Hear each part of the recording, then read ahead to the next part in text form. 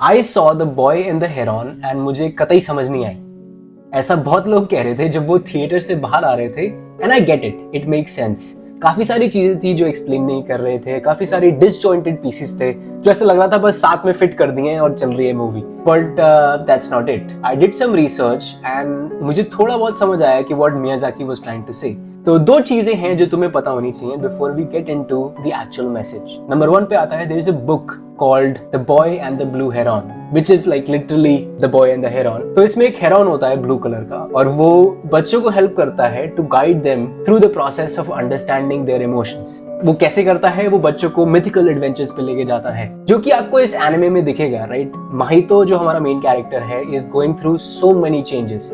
War चल रही है, उसकी मदर की डेथ हो गई, उसके डैड ने उसकी मासी के साथ रिलेशनशिप बना लिया है। It's very complicated and then they move out from where they were living to a suburban area जहां पे उसको कोई नहीं जानता है, नए स्कूल में जाना पड़ रहा है। स्कूल से छूटने के लिए उसने अपने सर पे पत्थर मार लिया है कि यार मैं स्कूल नहीं जा रहा। इमेजिन करो उस बच्चे के दिमाग में क्या ही चल रहा होगा।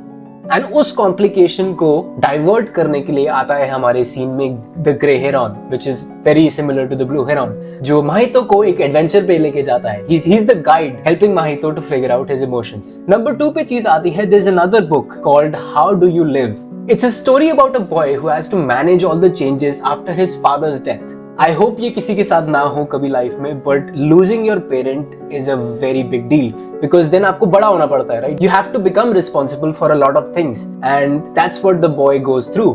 और कमाल की बात है कि the boy and the heron में भी आप एक रेफरेंस देखते हो इस बुक का। माहितो की मदर उसके लिए एक बुक छोड़ के जाती है जो कि वो आधी पढ़ता है, थोड़ा सा रोता है एंड देन फिर वो निकल जाता है अपने एडवेंचर्स के लिए। ये सीन डिपिक्ट करता है that it's point for Mahito to actually accept his emotions and grow up. तो बेसिकली जिब्ली ने क्या करा, इन दोनों बुक्स को पकड़ा, एक ब्लेंडर में डाला, देन थोड़ा सा मियाजाकी मसाला डाला एंड ब्लेंडर में घुमा के आपको मूवी बना के प्रेजेंट कर दिया, जिसमें कि हमारा main character Mahito goes through a lot of emotional changes and आप उसको देखते हो ग्रो होते हुए through being a frustrated kid to becoming an actual mature boy who can tell the difference between what's right and what's wrong. चलो इन दो books को मिला के हमें ये तो पता लग गया कि इस मूवी का क्रक्स क्या था, बट अभी भी बहुत सारे क्वेश्चंस थे मेरे दिमाग में जो कि अनआंसर्ड थे। For example, why did they choose a heron?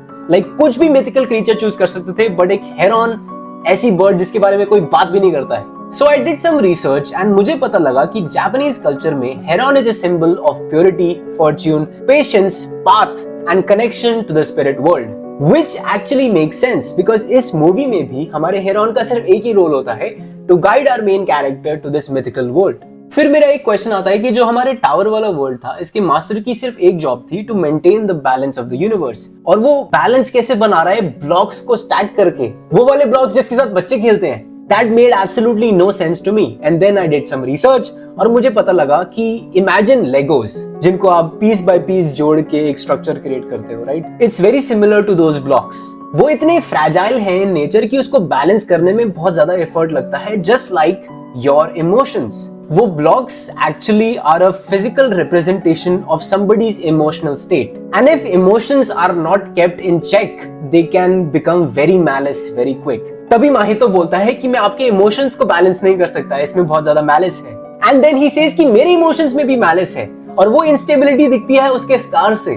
This is fucking deep dude, this is very deep. And I was like, कमाल की बात है कि मैं इस मूवी में रोया नहीं, बट उस समय आई वाज सो डम्बफाउंडेड कि ये भाई चल क्या रहा है मूवी में।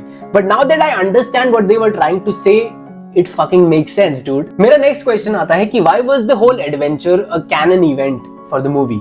And why I say this is because usually Ghibli movies में हमें पता लगता है कि the whole adventure was a dream या फिर it was a magic या फिर it was not supposed to be known by other people.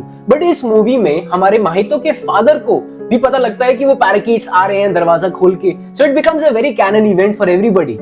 So I don't know why they did that. इसका कोई significance होगा, I'm pretty sure. But then इस movie के and में हमें पता लगता है कि everybody will forget what they saw. जब हेरॉन माहितो को बोलता है कि you can't have any keepsakes. He means that you can't keep attachments to yourself. Letting go of those attachments is the only way to move on. That's how you cope up with your emotions. And finally मेरा question आता है कि what was the point of the movie? Like usually Ghibli movies हमें एक lesson देते हैं, तो इस मूवी का क्या लेसन था? आई सॉ एनिमे टीएम की वीडियो जिसमें कि वो इस मूवी को लिंक कर रहे थे मियाजाकी की लेगेसी से। सो इमेजिन करो, जो मैन ईटिंग पैराकीट्स दिख रहे हैं हमें, they were employees of Ghibli who want Miyazaki to retire as soon as possible. उन्होंने अपनी वीडियो में मियाजाकी के मेंटर की बात करी, मियाजाकी की लेगेसी की बात करी, and the whole universe of Ghibli which could be crumbling down now that Miyazaki is not in the picture anymore. फिर मुझे थिएटर के बाहर एक और थ्योरी मिली which was change is always happening. It is an all-pervasive thing, and the only way that you can cope up with it is to accept it. कि change है, change आता रहेगा, and you have to move on with your life. But I think the whole story is about processing your emotions, understanding your feelings, and then being able to accept them so that you become a better person on the other side. But I'm sure it is very subjective. तो तुम्हारे भी कुछ theories होंगे. Leave them in the comments below. I'll make sure to read all of them. And of course, I can't end this video without talking about the art, which was on point to Miyazaki's brand. The beauty of Miyazaki's art is in the empty spaces.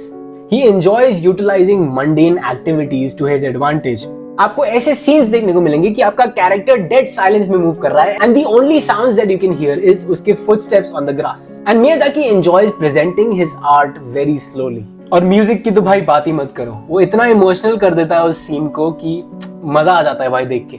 It's a fantastic watch, and I hope कि इस video ने आपको थोड़ा सा help किया हो to understand the idea behind the movie. और अगर तुम्हें मेरी वीडियोस पसंद आती है तो consider subscribing, and I will be back next Sunday.